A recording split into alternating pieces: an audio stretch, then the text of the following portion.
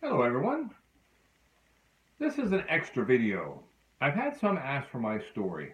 I'm not about this as I think the emphasis should be on God and not me. But he's doing a work in my life and maybe what he's doing with me might encourage some to turn to him in their lives. So I hope this is a help and you enjoy it. Thanks for listening and watching. I was saved at 16 during a revival service where our Army chaplain preached on the prodigal son. He spoke with me after the service and told me that God takes me just as I am. And that was my last objection. The church had a great youth program, and the wife of the youth pastor told me, said, now the work begins. And they got me enrolled in Bible study, fellowship, and activities. I was married at 19, and I went to serve in a local church, good Bible, solid preaching church, and was active there. We went to school to further my Christian growth. But there I turned away from God. I was in a selfish period from the years about 23 years old to 53. From 53 to 56, I started turning back. From 56 to now, I am finding my way back. When I think about my life and how it's gone, there's an element of shame that without God's redeeming love, I would not be able to face or move past. Someone has said the most powerful two words in our language are, but God. God did wonderful things in my life in the past. I have 7 children who kept that tradition going and have produced 13 grandchildren, with one more on the way. He kept my family in food and clothes, with a roof over our head all those years. I am still breathing to tell you how wonderful God is. I had been involved in street preaching, mission work, jail visitation, bus ministry. We even had 99 riders one Sunday. But I fell away and grew cold and entered a very dangerous time where I was on the edge of forever, hanging on by the skin of my teeth. I wonder how many of us are going to heaven with skinless teeth. But God isn't done with me here yet. How do I know, you ask? I'm still breathing. Now that ought to give some of you all hope. Are you still breathing? You might want to check. God is not done with you either. I was divorced in December of 2008, but I had walked out in May of 2006, after 28 years.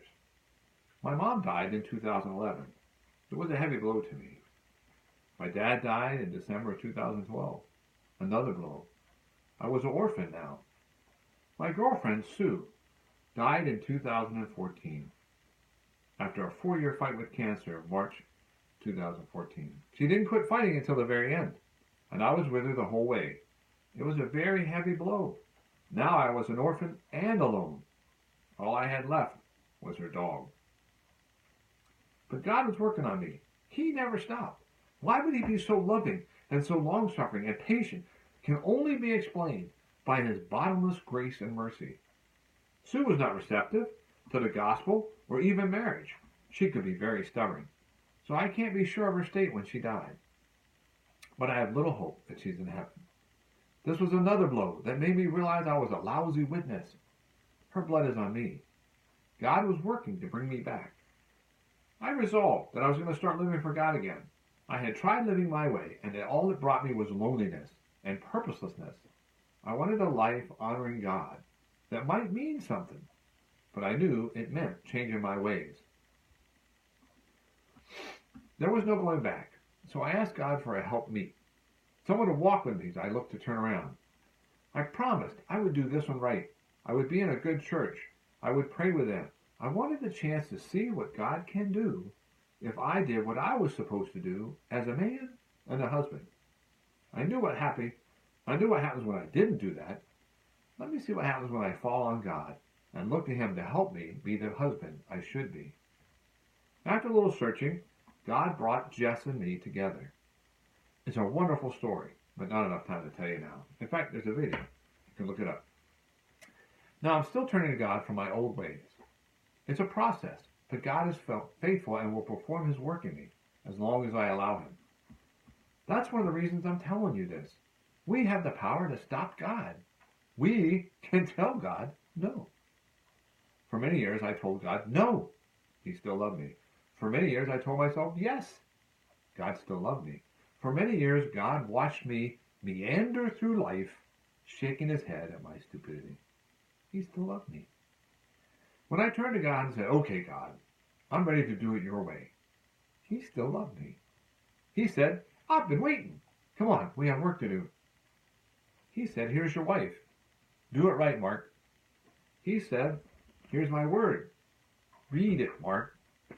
He said, I'm here all the time. Spend some time with just me, Mark. We have a lot of catching up to do. He said, I love you just the way you are.